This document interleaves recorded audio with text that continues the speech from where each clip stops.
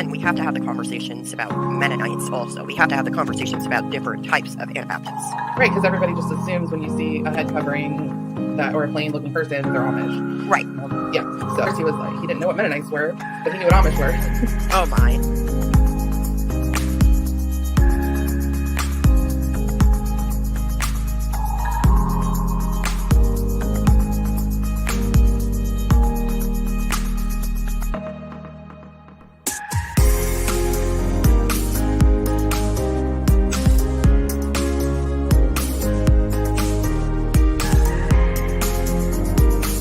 Good morning, everybody. Welcome back to another episode of the Sacred Subjects Book Club.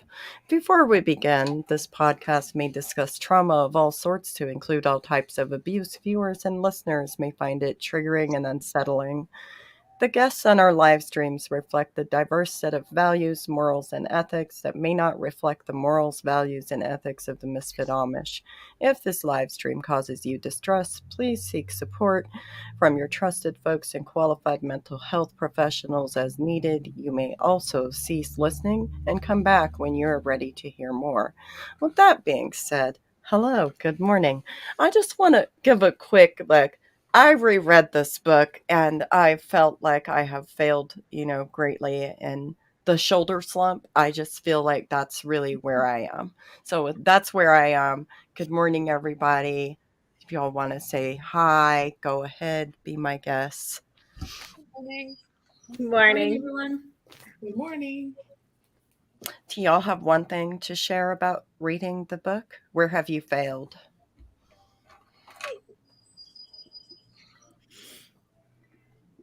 Don't everybody jump at once. I think I checked off the whole list and then I added a couple extras. Okay, but just one thing. I'm only asking for one thing. See, that's the problem. There's not I don't even know where to start. I'll start it off with I failed to fulfill my divine purpose as a woman by bringing a baby into the world. So that is a failure. According to Second that one. us. I also probably don't always dress modestly, whatever that means. What is modesty? I know what the Mennonites that I grew up with considered modest, but it apparently varies quite. Look at my necklace though. That's pretty modest, isn't it? Depends who you ask. It's subjective. Actually, didn't they say in the beginning, like, no skin should be showing? Like, pretty much. Legs covered, arms covered. I guess, your face can be showing, but high neckline, which I think we're kind of all failing at right now. But look at Stephanie though with her neckline. That's Not I don't only know that, I've got peace, service, justice on my t-shirt. Yeah.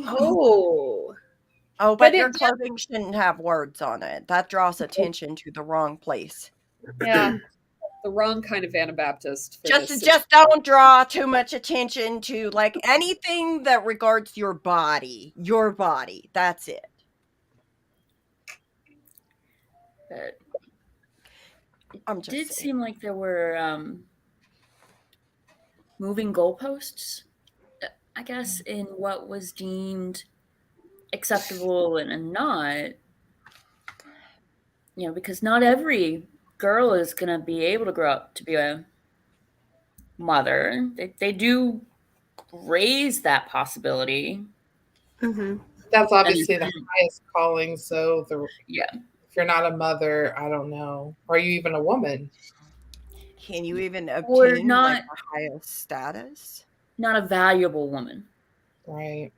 Because that was kind of the implication, was not all of you will become mothers, but if you don't, you exist, but you're not as valued. I would maybe like to talk at some point about it seems to be some confusion about the role of marriage in conception. Yeah. I feel like you go away from this not sure Okay, so can I is it okay if I start reading? Yeah, go ahead. Be my guest. Let's see here. All right. Sorry. I'm trying to. There's just so much. Well, while Stephanie's looking, Okay. I just want to point out the fact that I have been upgraded from an apple to a rosebud. I am a pure rosebud. And look, it's such delicate, dainty beauty, pure and unspotted, opening out of a plain, common-looking bud. It's a marvel I never grew tired of. You know, you are at the time of your life when you are like that rosebud about to bloom, open into a flower. You are a special gift of God with a special purpose to fulfill. And I just want to point out that later on in the book, there is a sentence that talks about, where did it go? Oh, if you feel self-conscious about it and it embarrasses you about it, like they tell you how to feel, it embarrasses you to think that others will notice when your body changes and when your body has shape. But if you dress modestly and are not bold and forward, you need not be ashamed. Oh my, I'm being a little bold and forward, aren't I? Anyways, did you find it, Stephanie? I did, yes. I'm a rosebud, though. You are a rosebud. I mean, a very rosebud. Okay, should I read this part? All right. Perhaps you are wondering how you can be sure this egg will not start to grow before you are married. God took great care in his wisdom to create you in such a way that this can never happen. No matter what goes wrong in your body or how little you understand of its working, there is no way the egg inside you can start to grow on its own. A human life is too important to have it start by accident. God took every precaution to prevent this. The only way this egg can start to grow is if it can unite with a sperm cell produced inside a boy or man's body. God has ordained that this uniting of the egg and sperm cell should happen only in marriage. Okay. All right, so here's my question. When you read this as an 11-year-old girl, I think I would come away not knowing, so is it possible for me to get pregnant when I'm not married, or does God stop that? That's an excellent question, but I also have another comment to make. I'm having some kind of feedback from somebody. I don't know who. I don't know. Anyways. It might be me. I might need to shut my window. Hold on. Okay. Well, anyways, I just want to point out that, so, like, you know, obviously some people know that it is possible for girls to get pregnant because they do things like give their children herbal teas that are abortifacients. And they do this over a long period of time when they know that their daughters are being raped repetitively, and there's a possibility that their daughters could become pregnant. And so my question is, it's like, where is this okay to give this idea to 11-year-olds and 12-year-olds, even teenagers? Because sometimes people may read that, or, parents may teach their kids that as teenagers. I think, and this gets to the victim blaming piece of it, in this world, which I'm going to call a fantasy world, that the Amish ministers are creating, rape does not happen. if they are good girls, dress modestly, don't tempt their older brothers, never go out alone, and pray. Don't climb on ladders. Don't talk to men or boys. Don't laugh too loudly with men or boys. Because it only happens out there in the world, obviously. Mm-hmm. Because they mention rape, which is actually interesting to me. That seems to imply they know enough that they know this is happening. But in their fantasy world, it doesn't happen unless you've done something to deserve it. And God is punishing you? Even in the way that they talk about rape, they say this is something that happens often in large cities. Yeah. So it's like, it's all because, they typically live in, probably more rural areas. So again, it's like othering and not taking any form of accept responsibility that it happens within the community.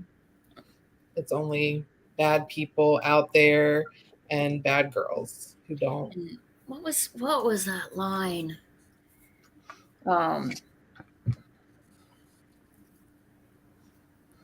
Something about you still have a chance to make choices. But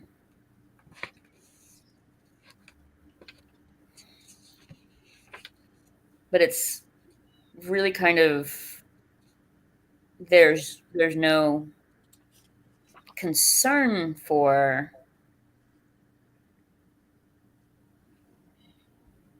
the possibility of rape in this world he has created for the girl of 11. I mean, they do also say, you are just a girl. You know you are not ready to carry a baby and then give birth to it. Of course not. You would have every right to be frightened and disturbed if that were to happen to you. You are much too young. And what you may already have gathered from remarks that your parents made, that it is a great shame and disgrace for a girl to have a baby before she is married.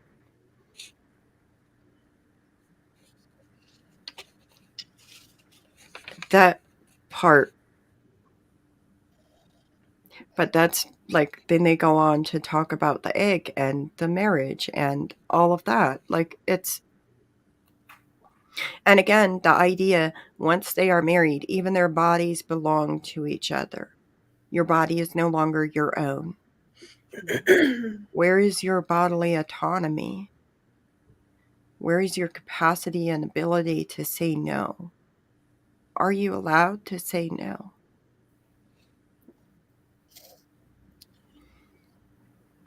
Yeah. Also at the top of page 9, it talks about sometimes Satan gets people to want to have intercourse. Again, I see that a lot in evangelical too, like blaming desires on Satan and things like that. And it's just, I think it's very vilifying. That's the only word I can come up with for it. Well, it's also sidestepping the actual issue because it's not actually taking accountability and placing responsibility for people's actions on solely who has done the actions. It's saying, oh, I have not properly slumped my shoulders, but it's not really me. It's Satan. Satan did that to me. Satan made me have this desire to be this loud, obnoxious, worldly person with my necklace and my lack of a shoulder slump and my neckline here that I just really had to display just for this discussion. That was Satan. That wasn't me. That's just Satan and my lusts that come from Satan, which takes any responsibility off of me. It's like, I didn't really do it. Yep, that's it. I thought it was really telling, like throughout the whole book, the goal is just for the woman or the girl to be invisible. And yet, Yeah. while you're being entirely invisible, you're expected to carry the weight of anything a man does. And I didn't see at any point that there was anything mentioned that, hey, maybe the man was in the wrong. Maybe the boy was doing things he shouldn't have been doing. I don't know. That just really, it's just ugly. Yeah. The invisibility and yet the responsibility. And we have so much responsibility placed on us as young children, even. It's part of why I talk about this is I don't believe that Amish men should be speaking about Amish women's experiences because they literally have no idea what it is like to live in a culture like that. And even though they may have good intentions, they often get it wrong. And they furthermore create stigmatizations and even fetishize some. Like, one of the things that can come up is like they can put out information that is inaccurate, and then when we talk about our experiences, then we have people who are coming and saying, oh, but that's not what this Amish man said, or that's not what this man said. No, you don't know what you're talking about unless you've lived that. Just no. It's not saying that we don't have room for different experiences. We do. But by and large, the way that men experience this culture is vastly different than what women or AFAB people experience this culture. And I think if you truly comprehend the contents of this book, then you can truly comprehend the vast difference. If that makes sense. But Jessica, didn't you have a list of like things? Can we hear your list of things? I want to know. It's 2 pages long, but yeah. Oh, go ahead, read. So like the book literally started within the first couple of sentences with body shape shame. So like that's from the get-go. And I have to imagine that was probably instilled really early in life, even before 11. Shame over being noticed, which, yeah. And girls are expected, don't be bold or forward. Your future is to be a wife and a mother. Yeah. There wasn't any other option. Your life role was chosen for you. You don't draw attention to yourself. Literally, normal body functions are shameful. Like I noticed they talked about the period and your time of the month, and you're supposed to keep it a secret and whisper about it. Even that was considered shameful.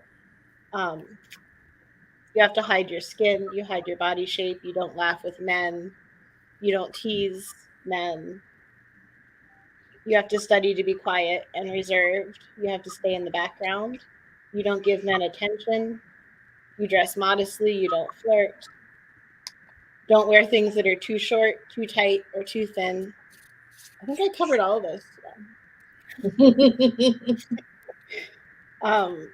Good job. You don't go out alone in public places. That one really just, that stuck with me because I think even to this day, I still have in the back of my head this idea that like being alone in public could be dangerous. Pray to God for protection. You have the power to make a man sin just by existing. Decent girls.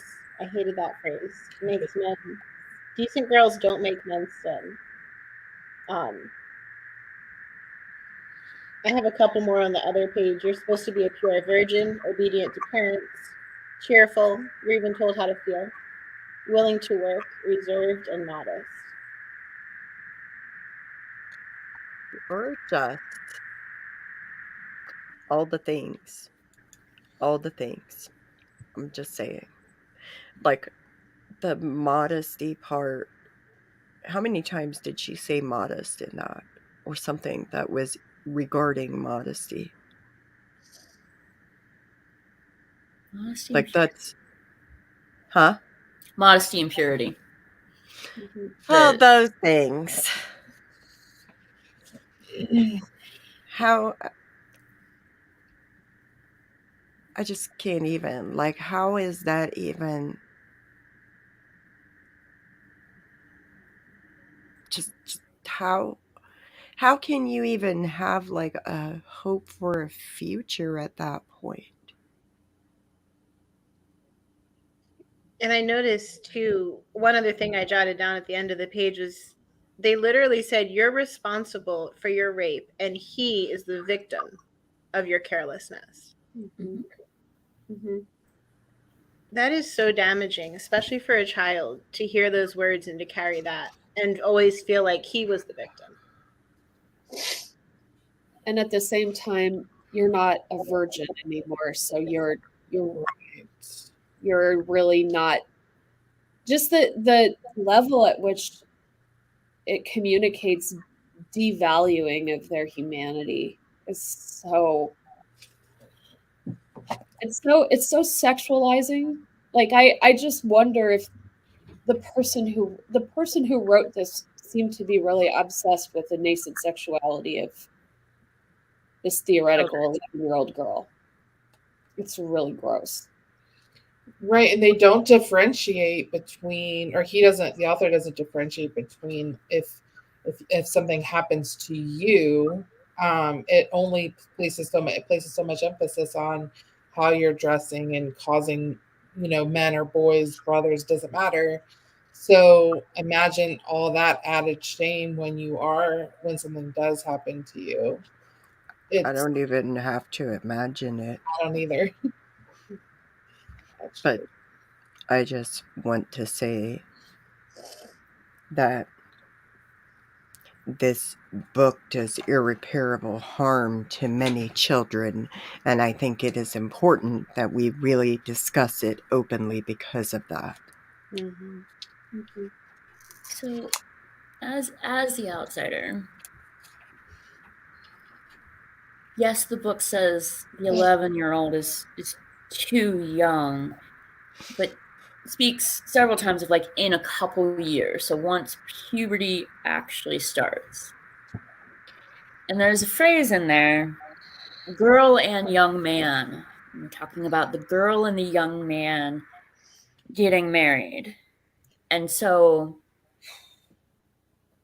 I think when Mary and I were talking about this a little earlier, I referred to it as the sexualization, but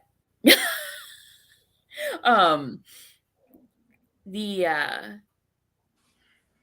author or authors, a 13-year-old girl to them is an adult. I mean, and they didn't write young woman and young man, and they didn't write girl and boy. Mm-hmm. So they know that a 13-year-old is a girl, but a 13-year-old girl was the epitome of womanhood to me. I don't know if y'all kind of read it in that way, that at 13, you're a woman of the highest value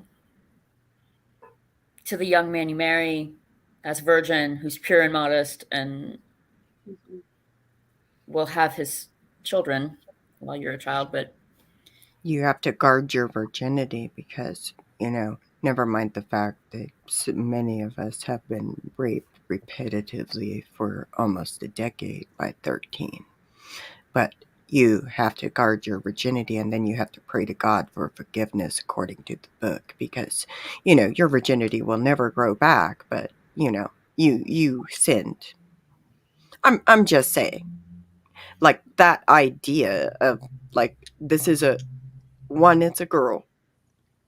Two, it has this focus on purity and modesty and virginity. It's like virginity is like the holy grail of like what makes you a valid human being. Yeah. And you're fucking 13. You're a child.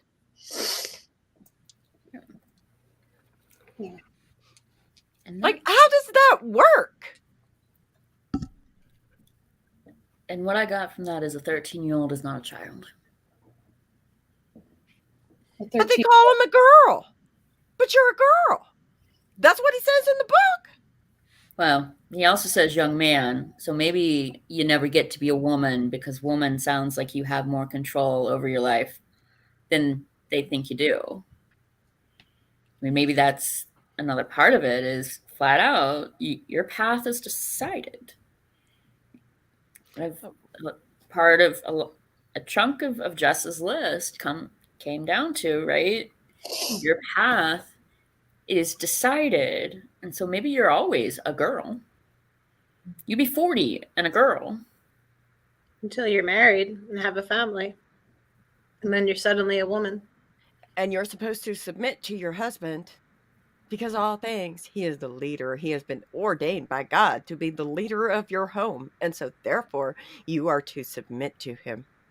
So are mothers women on kind of that level of boys become men because boys grow into headship? Do women ever, I mean, yes, they're the mother, so perhaps they have some authority there, but do they ever really stop being girls? I think it depends. It depends on who they're married to. Very much. I mean, girl and young man just, yes, it's a short book. It's only 16 pages, but I think that one phrase for me is kind of like the victim blaming plus the invisibility and the dismissal of women's autonomy. Mm-hmm. A girl and a young man get married because they love each other. Uh-huh. And violins apparently play. And that's when they have sex, and that's how the baby's made, is because they love each other and they get married, and it's all very romantic, and that's when the baby comes. It was ordained by God. Okay. I was like, this is not what the non-compliant Amish and ex-Mennonites and former Amish have been telling me for the past 2.5 years. But okay, if you all have, love and violins playing and you love each other. Okay, and well, violins are worldly. We don't have those. I don't know what kind of Amish those are, but that's not the kind of Amish I was. Violins are worldly. I'm just saying. I don't think they used the term violins, but it was basically the singing fairy Kumbaya. tale. Kumbaya. It was the fairy tales that I was raised on. This idea that you're going to love each other, and that's when you're going to have a baby, and everything's going to be happily ever after. It's kind of the vibe it had. It is very romanticized. Mm-hmm. It's yet I don't remember it ever playing out that way in reality. Yeah, not really. I don't. Yeah, either. being a non-entity is the goal. That really resonates for me. Yeah, like actually being a non-entity is like, so like for me, like my biggest sin is not that, it's not that I was worldly. It's my biggest sin is that I reported the rapes. That's my biggest sin, because that gave me autonomy and a voice above what I was supposed to have and what was granted to me by the rules of our community and our culture and our family.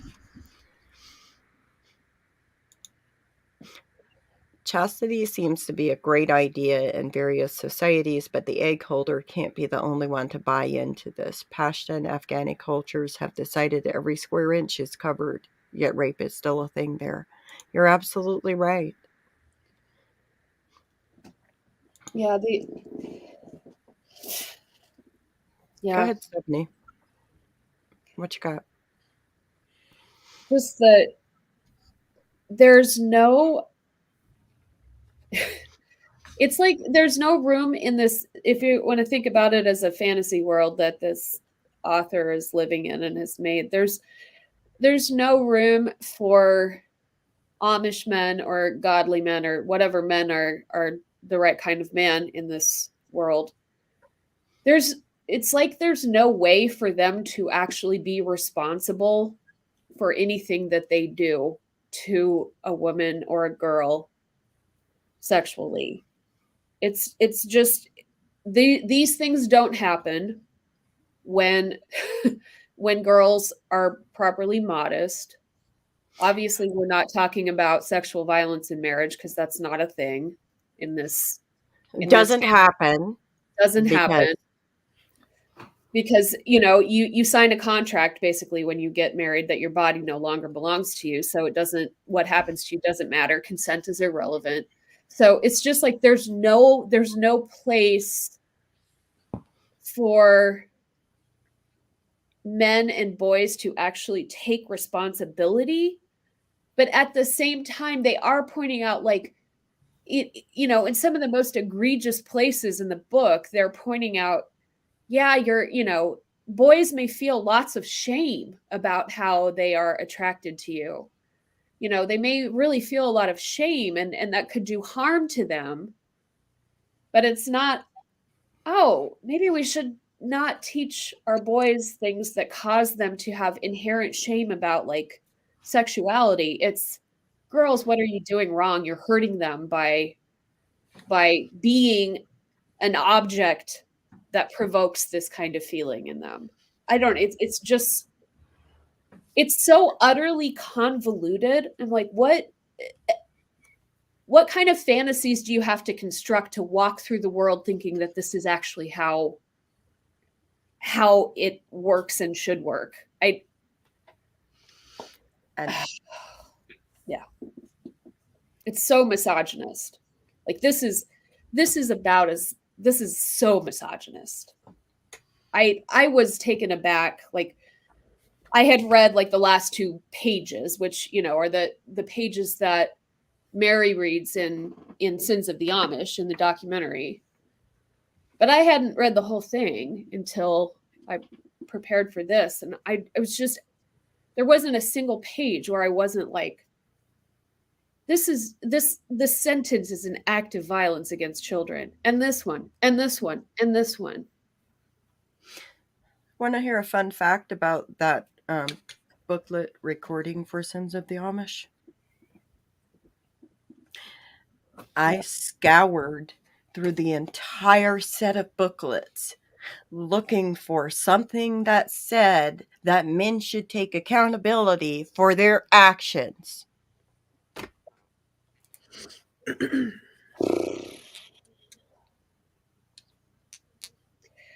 And we're on what, booklet 3? Have we found anything that says men should take accountability for their actions? Nope. Like, that's just a side note. Men should maybe accept accountability for not beating their children hard enough when they, like, that's what I got from the last one we did. For sure. Oh, if your children are acting out sexually, it is incumbent upon you to beat them harder. And if you don't, then, it's on you. I mean, that. They make my head hurt. I'm sorry. No, like, I'm sorry. Like, how is beating your children? How is hitting your children? How is, like, that whole idea of, like, we already know that there are ex-Anabaptists or even, like, current Anabaptists who may beat their children to death. We have evidence of this. Currently, there's 4 adults being charged that were raised in an Anabaptist home who pretty much beat this 4-year-old child to death. So how is this acceptable? And I think the most egregious thing about this book and this entire thing about this book is the fact that there is a fucking social work professor who endorses this book and then claims she didn't really endorse it, but it says recommended resources. So I don't give a cribbity crap. If you don't want to say I'm recommending this, then don't put it under recommended resources. Yeah. That's not how that works. Mm-hmm. And there's also another agency that wrote another book that circulates this book to Amish people as a recommended resource. Again, they proclaim that it's just, well, we use it as an example of blah, blah, blah, blah, blah. That's not what you say in your book. You say it is a recommended resource. So quit lying.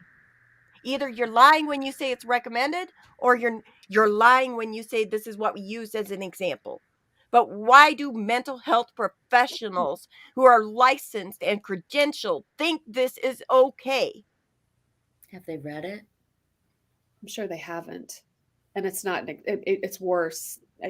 Yeah. And because I want to know if they read it before they put it on their recommended resources list, or if they're just like, oh, well, I hear that every Amish family gets the sacred subjects. Let me recommend that because that's cultural sensitivity. I'm sure that's it. I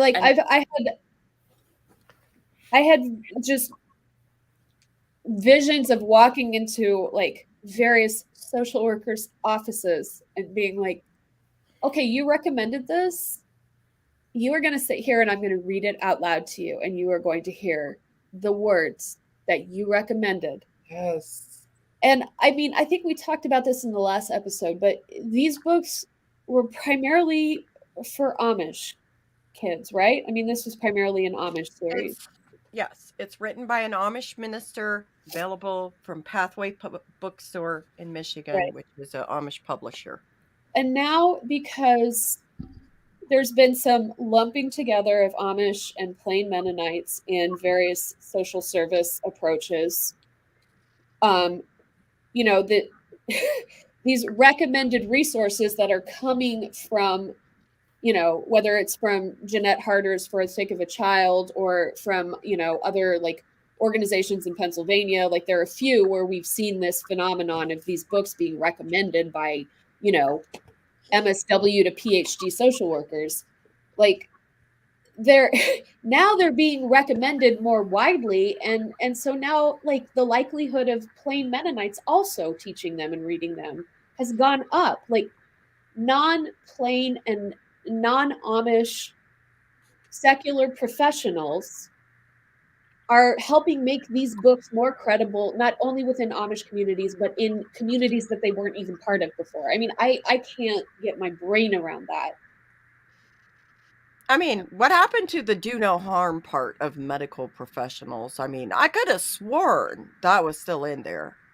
Yes, it is. As a But life what do I know? professional, that just makes my blood boil. As a professor, Jeanette Harder, she should not have her job. She should not be doing what she's doing because she is. Okay, so Alan Hoover, Old Order Mennonite. And he is first author on For the Sake of a Child. I don't know how sacred subjects wound up on their resource list. I don't know if Alan Hoover recommended them. I don't know if someone else that Jeanette Harder was talking to recommended them, but they are now in this book. And they have remained in this book. Yeah, they have not been removed. Whatever she's saying, these books are still recommended in all the editions of that book, of For the Sake of a Child. You know, when she is teaching master's level students working towards their MSW, and she is suggesting they check out her book, or she is using her book as a resource. And so she's probably never read them. Okay, question. And now she's spreading that further.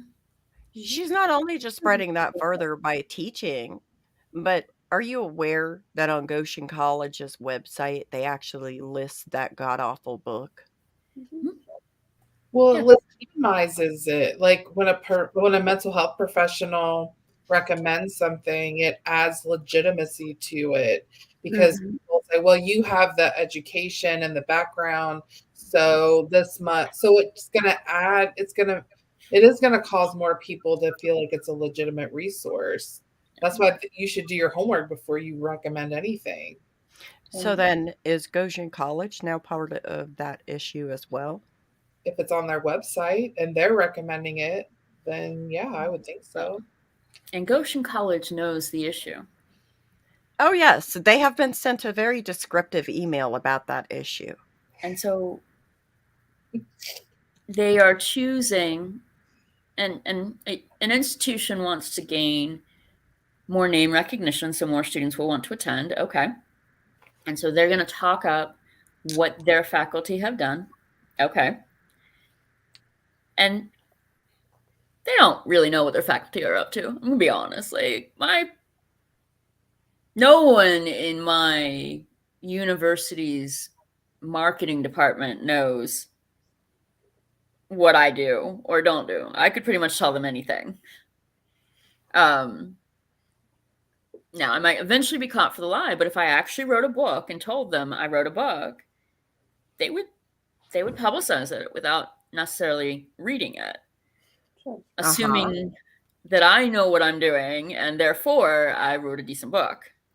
But Goshen knows.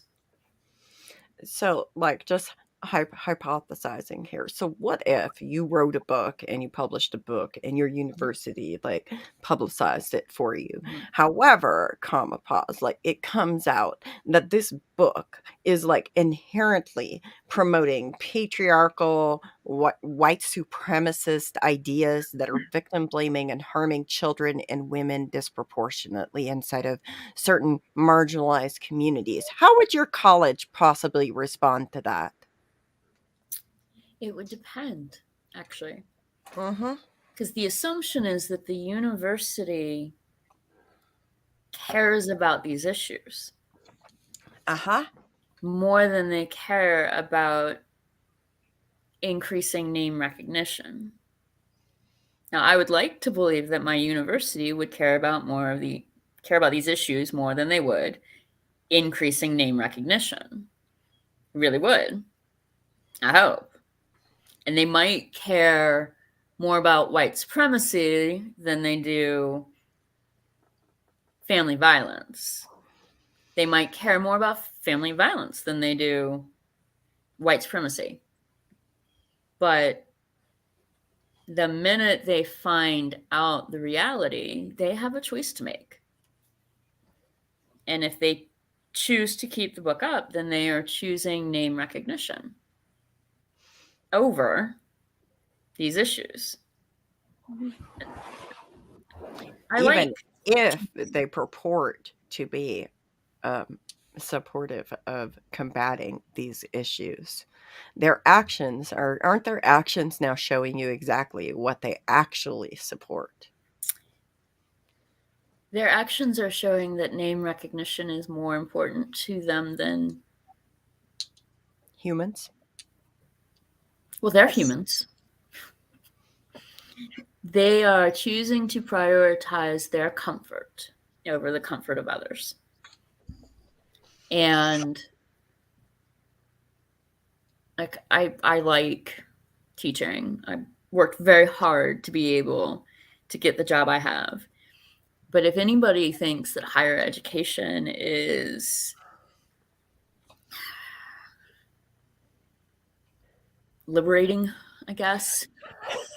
It's not. I mean, you can, education has a place and a role, but it is an institution that seeks to maintain its existence. So Goshen isn't necessarily going to take down a book that has a lot of sales because it has a lot of sales and that increases their name recognition. Jeanette, I don't know how you recommend a book you haven't read. Like, to me, as an academic, that's atrocious. Like, that is one of the worst things that you can do in your research without making this about her. Like, we'll just stick with, she recommended a book that I don't think she read. And I don't get that. I don't know how you keep your job. I don't know how you think that's a good idea. You know what would happen to me and my job if I recommended something that I did not read?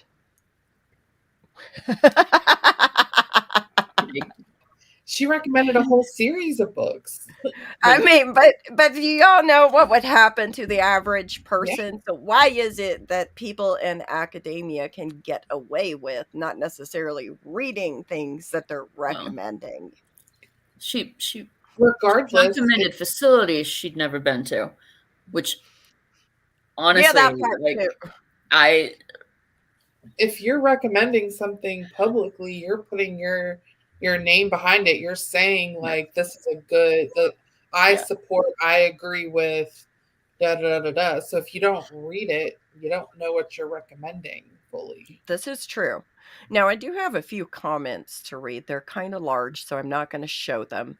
But on this topic, one of our commenters said, "My mother could have written this. So many women have internalized these ideas and passed them down to their daughters.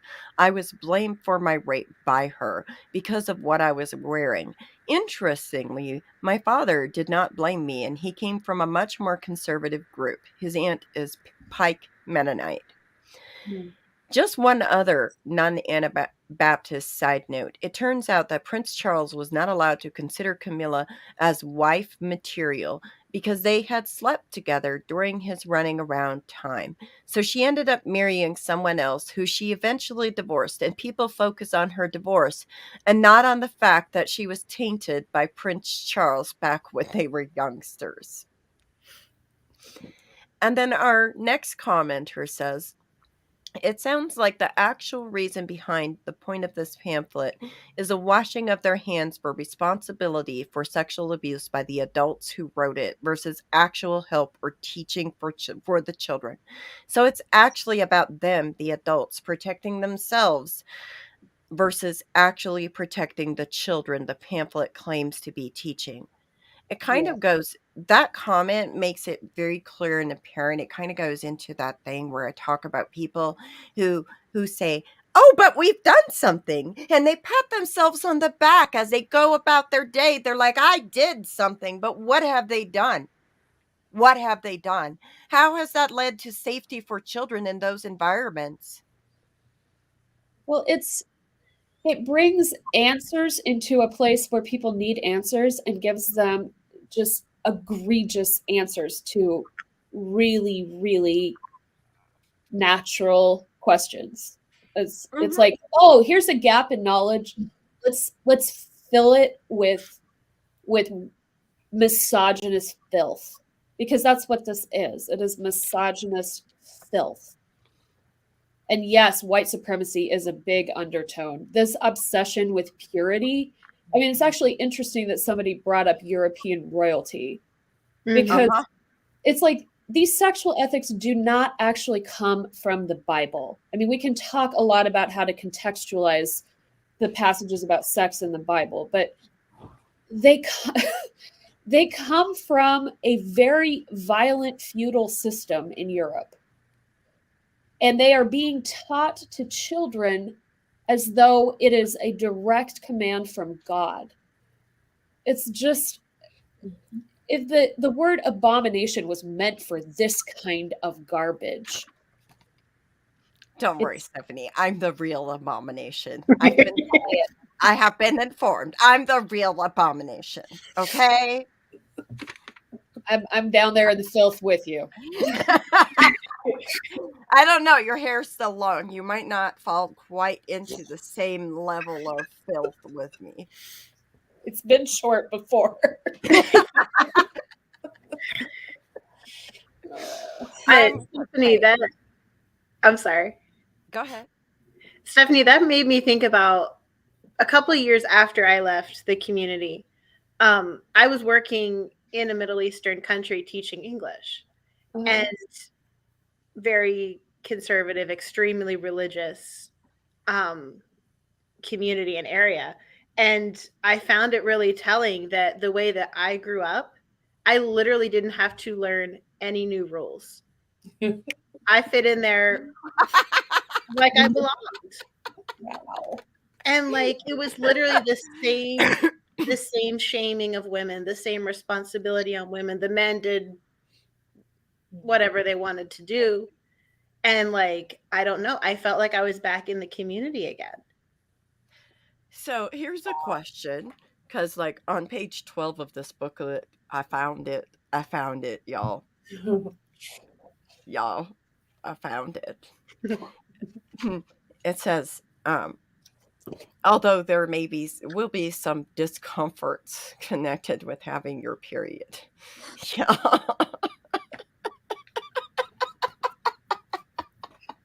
Some Discomfort. Discomfort. Okay, we're not going to talk about me being so sick that I throw up, that I have these migraines, I can't poop. I'm like, you talk about PMS, like, we're not going to talk about that. We're not going to talk about the actual physical pain, the inability to eat properly because your stomach hurts so bad, or the cramping that people can have, or even the excessive hemorrhaging that people can have, where sometimes they need medical intervention. We're not going to talk about that. No, just ask your mother. Your mother will tell you what to do. Discomfort. And make sure you whisper about it. Definitely written by someone who never had one. Mm-hmm. Also, what happens if you start your period before you're a girl of 11? Like a lot of girls start at 10 or 11. What if you don't read that? Like some even start at 9. Like, yeah. Seriously, like children have been starting. AFAB children have been starting their periods in a variety of ages. I know people that have gotten their period anywhere from the ages of 8 to like 19. Mm-hmm. At the end of the day, all of that is fucking normal. Mm-hmm. All of that is normal. So why are we like... Anyways, I digress. We got sidetracked. Don't worry though. Your period may be irregular at times, which is nothing to worry about. Okay? But again, when your mother gives you abortifacients to ensure that your period is regular, what does that say? But I digress. I got sidetracked again. Having your period is nothing to be ashamed of or to be frightened by. Oh, now we're not supposed to be ashamed, but you told us to be ashamed of it. You told us to be ashamed. You told us to be ashamed of our developing body. You talked about our peaked bras or whatever that was. I don't even know. I might have to go buy me a new bra to see if I can figure out how to make it just peaked enough so I can get into trouble again. Insane. It is a... They're on vintage websites, I'm just saying. I mean, maybe a corset would work better, but I digress. I'm getting sidetracked again. I do have a point here. It is your body's way of getting rid of what is not needed, and it is a monthly reminder of the marvelous role of motherhood God may be preparing you for someday. Just as a rosebud unfolds at the right time into a beautiful flower, pure and unsoiled, so is your life at this time. You are a virgin. This means a girl who is still pure and has never had intercourse. Your virginity is a treasure once lost, can never be regained, no matter how hard you try. Now it is true that God can forgive you if you sincerely repent, but the scars will remain and your virginity will never come back. This is the part that I feel is traumatizing for anyone to hear. But, if you are a victim of sexual assault. Imagine reading that. Well, Yeah. or maybe you don't have to imagine, but yeah. I don't have to imagine. Well, I'm not even going to go there. Read my book if you want to know what that made me feel like. You're and welcome. there's such a small like window. So no, your period is not something to be ashamed of so long as you whisper about it to your mother when no one else is around, and you do everything she tells you to do about handling that period, because of course she's not going to be surprised or embarrassed. And so you have this very narrow, small window. Like, as long as you do X, Y, Z, A, B, C, and D, and your mother does E, F, G, H, and I, then you don't have to be ashamed. Now, if but any one of those is not met, then it's shameful. but Window. But how carefully will you will want to guard that treasure then?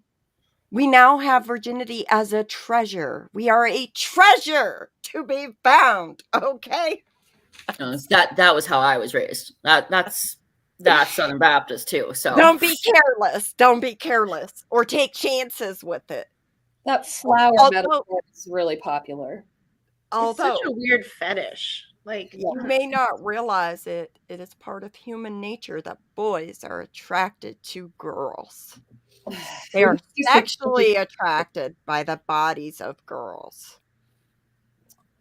It's human nature. First it was of Satan, now it's just human nature, and boys can't control themselves. Got it. Well, human nature is of Satan. Again, Southern Baptist. Like, I have to admit, I was surprised as I was reading this that the biggest thing that was so unfamiliar to me was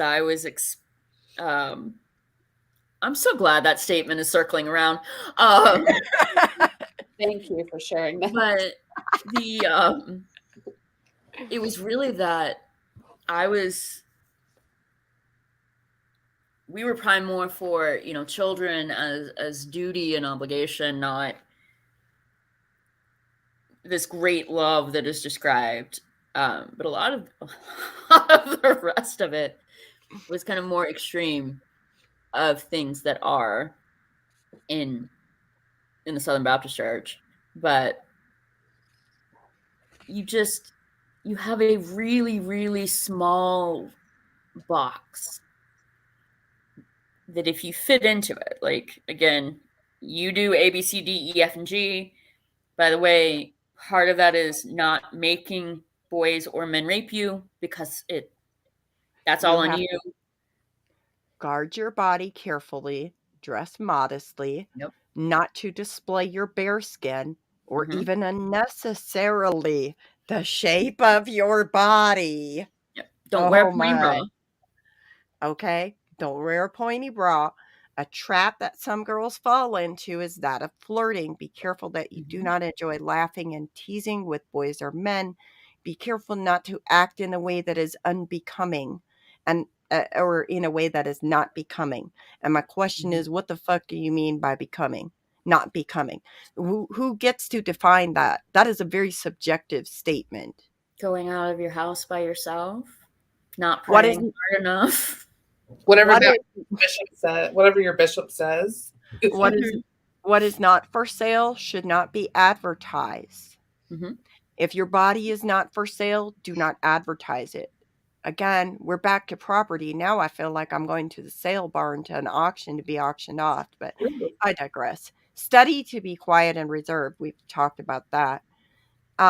Then they give the idea of, like, if you've read a newspaper, then you've probably heard of the word rape, because it's so common in the world. Any newspaper you read is going to have that word rape in it.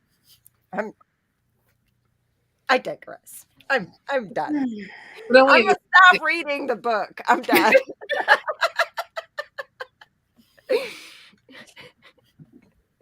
But it does set up an impossible task. Like, the only way to not feel shame is if you meet all of these things, which are impossible. And it also I mean, keeps people what do you want? busy. It keeps women in particular. I mean, just gesturing back to the person who said my mother could have written this. Mm-hmm.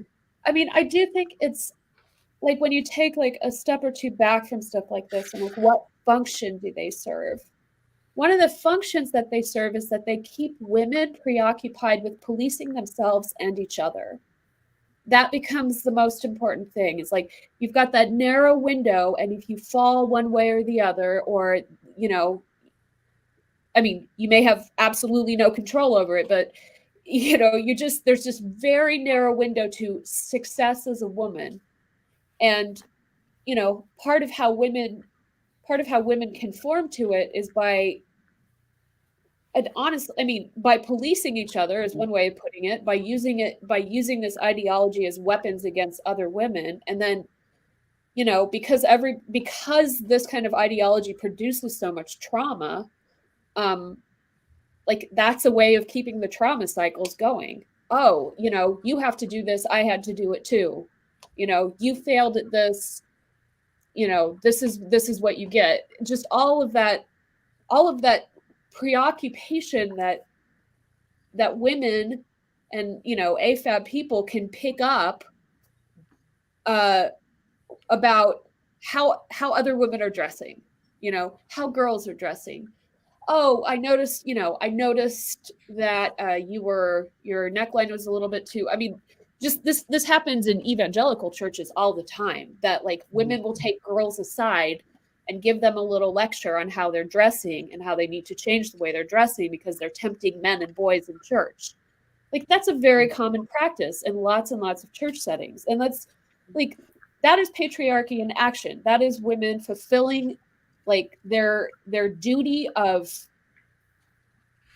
filling their heads with crap. It's And being maintaining preoccupied with crap.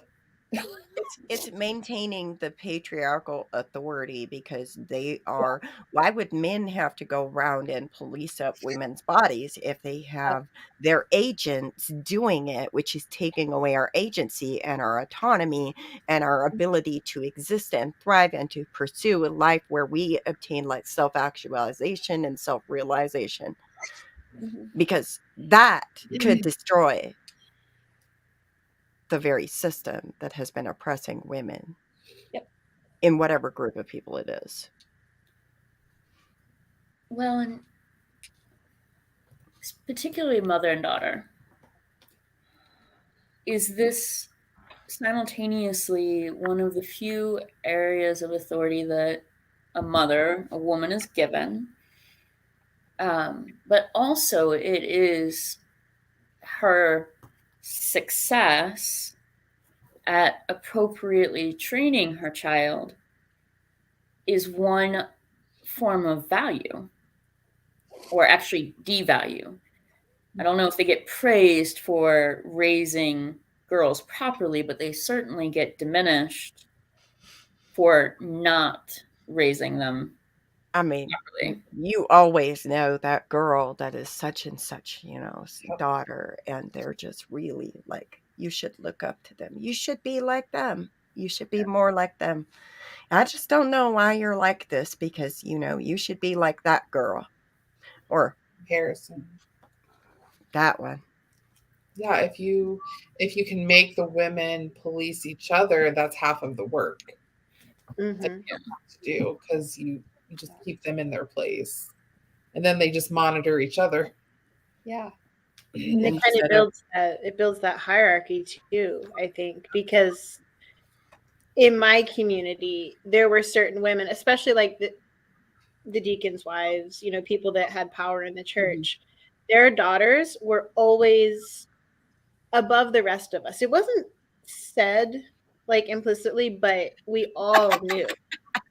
Let me just tell you, the deacon's daughter, you could put one finger up here and see her hair, and it was just like everybody knew. Yeah. Oh, I just don't know why you're not more like her. We were all expected to be like them. Even dress patterns, like you were super extra holy if you did exactly what they did. Or, you pulled your covering really, really far forward. But it built that hierarchy in the church where you were literally policing each other, and it was just expected.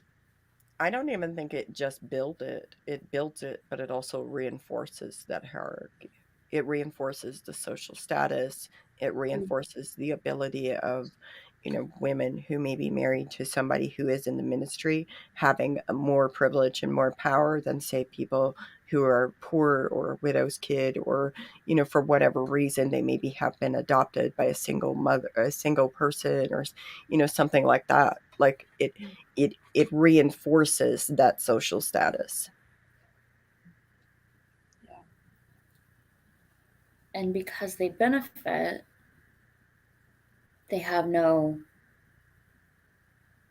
Motivation, desire to change it. that part. Well, And they convince, you convince everybody, well, if you just work hard enough, then you'll have the same status. That ain't happening. I mean, No. I mean, You just have to. how you support a caste system is by creating an idealized way of being that is actually unattainable for almost everyone. And then like the rules can be broken for the people at the top of the caste system, and for everyone else, they can tell themselves that they're not at the top of the system because they're failing at the rules. It's very effective. Yep. For like keeping systemic inequity in place. Yeah. I could start talking about capitalism right now, but well, I was gonna say I could talk about racism, but I mean, we could go in all kinds of directions, but we also are going to have to wrap this up in a minute. So one of our guests or listeners says it seems like patriarchal cultures sexualize everything that has to do with human interaction. The pressure is so heavy and traumatic. It's appalling. I would agree with that. And somebody else says this discussion connects to why women in other cultures force their daughters to get circumcised. We say it is barbaric, but we have our own circumcision. Yeah, that part. So with that being said, do y'all want to go around and give me your parting thoughts on this booklet, and then we can wrap it up? Jess?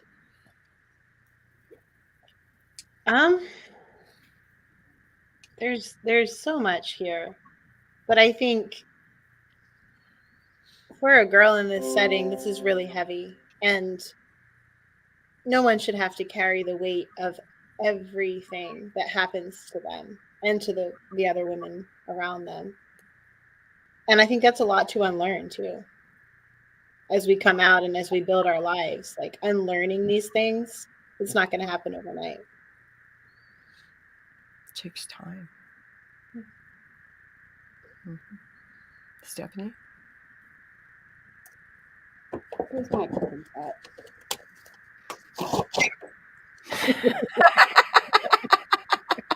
Stephanie just ripped the book. Okay.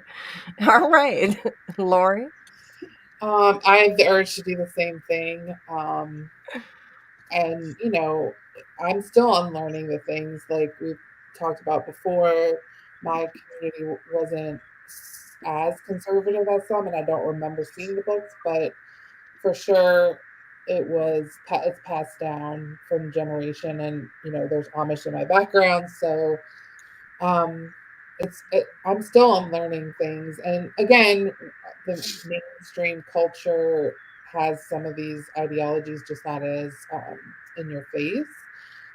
So it's a lot to unpack. And if you're someone that is still in one of these communities, just know that this is not what it means to be a woman, and you have other options. See a therapist. Thank you. Sarah? and we never really even got into the biology and what this is teaching young girls who may or may not have started their period about periods. But I think, for me, as I read it as an academic, I think any academic who puts this out there should not be able to continue teaching.